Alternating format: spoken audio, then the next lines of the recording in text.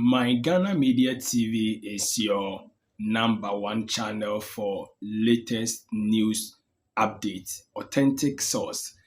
But more than so best subscribe to my Ghana Media TV. Said yeah, all the news updates, was on sabit me aka wabra yede aba yen channel yi a quick one. Dear air costo or Ghana, would any chilemu asante mantemu or boasia na jese hadwene bebree.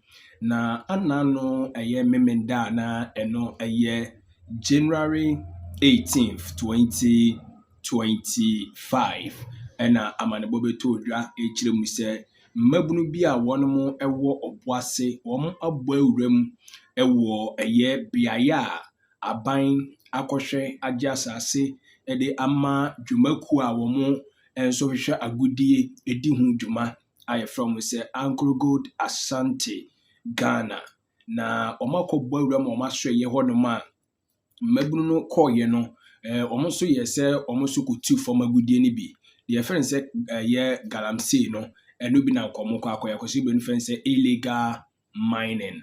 Na ekoba ni sa not just say Anglo Gold Asante Ghana bambo kuo no asrafo eka ho no na wonum echirim say there bi omuntimi ma saa galamsey foi emegye saa bia ye hodum bo susan say Anglo Gold Asante no Ghana ban na ama mutumi krata omoye omadwuma etimi nkoba se wo aye ma otumi no timbe bowuram se oba bedidi na asase ma hwehwe agudie mentimi ho ase kakra ekoso ma etututu otimi kokoso akode di ahim ma ewi akire amane boni kyerem se nipa ma akoma akonwotwe ana wo matwa nanam ewo eye ensie do Ghana eye armed forces wo de press release aba abekyerem se ampa deɛ kɔɔso no ɛyɛ nokre sɛ bibisa asi na ne nyinaa ne sɛ wɔn so wɔn ɛyɛ site wɔn ma no hu sɛ mmabu no wɔn dodo bɛyɛ sɛ 60 ɛnso atimi abɔ awura mu wɔ Anglo Gold Asante wɔn mo site wɔ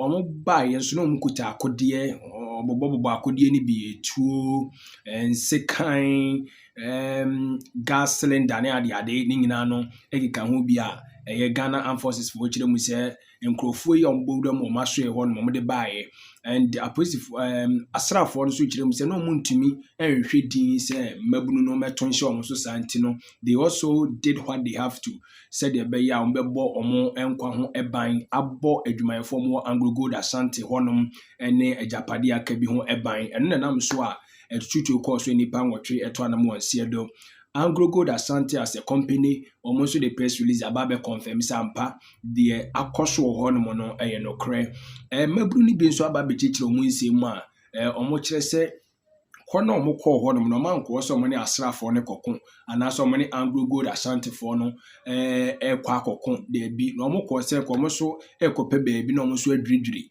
na omo ahwɛ so benya agudie ni bia na nkaja omo so de akɔpɛ bibi enso de abɔma no so twɛde no omo kire mu se wenya de di kan a Omako Anglo Gold Asante for site wo just omta akɔ bi omkwa na asrafo no makasa bi omkwan mu a omoye adwuma bi won so omkwan but we no omkɔ ye no omkɔto asrafo no omoye de esefata omokyire mu sɛ omohu asrafo no mubu nkotodwe eja omakode adigu hɔ ne ade omohu ya ne sɛ asrafo no asane to de agu omo so enti nkyekire mu no I mean aye bibri but one thing I ekoso ni say amanfo dodo na susu say Ghana ensam twere adwuma no eka ho bi said de bi mu ye no ka ho na ema mabu no mo obo ase gi twiko bowura mu o Anglo Gold Asante for akache na enipa sisi ano oye ensam twere ni a Ghana for dodo na go to the social media YouTube, TikTok, Facebook,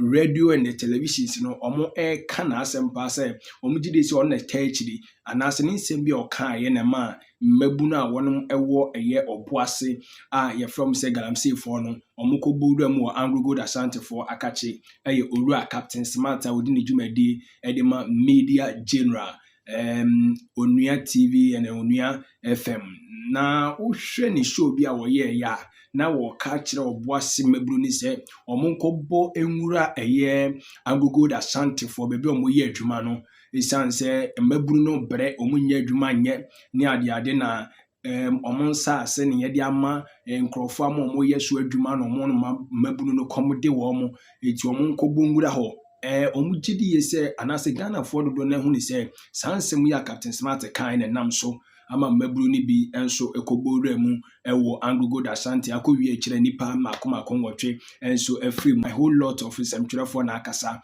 Now one of my own boss owura wodi ahenkan Kwame Yeboah despite media ono so kasa kire na adwene a wo kire mu se da bi se de nsemtwe adwuma no ebi mu aye omadwen se bio omunya akonya okasa fidie so kasa mfonyini so a ase nyansa nyina wo mu trim so when they open their mouth omo kasa se de omo pe bia ase tumi bia ni wonu ase mra bia ni kan ha no mo no wo chese ha adwene adia Captain Smart ye no wanya de se wo hye babun kutupa se wo mo ko din semone sa ne de wanya de eti eja ne de me boss no watutu YouTube bia de ama Captain Smart enya asem keto but mame ma wuntie Captain Smart ne nsem na wo kan ye no na afi me wi a me ma wo entie orodi ayenka Kwame Yeboah so adwen kira ono so ede etato yeah, making sure say Ghana is for all of us, Ghana mampenyu krashem lase enti whatever that you are doing, you know making sure say you are doing it in the right way. So what they say we in some training, then you sit on your platforms na say unkwa na nim yansa sa de na think say e bla so say yehwe na yetimi enso ejai connection say my Ghana Media TV, you subscribe to our YouTube channel. Buna mo wo bo ase kwa menenim ho munji bum ko obi anko pe de akom de na onye obedi o obi anko abodam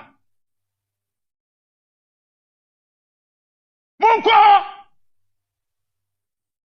Listen, say AGA, no, let me tell you, if you guys don't take care, we will chase you out of this country, I swear. More careful, we will chase you out of this country. Some with all due respect. Minister Jajina, yes, I say, Kutupa, so we show be Kutupa.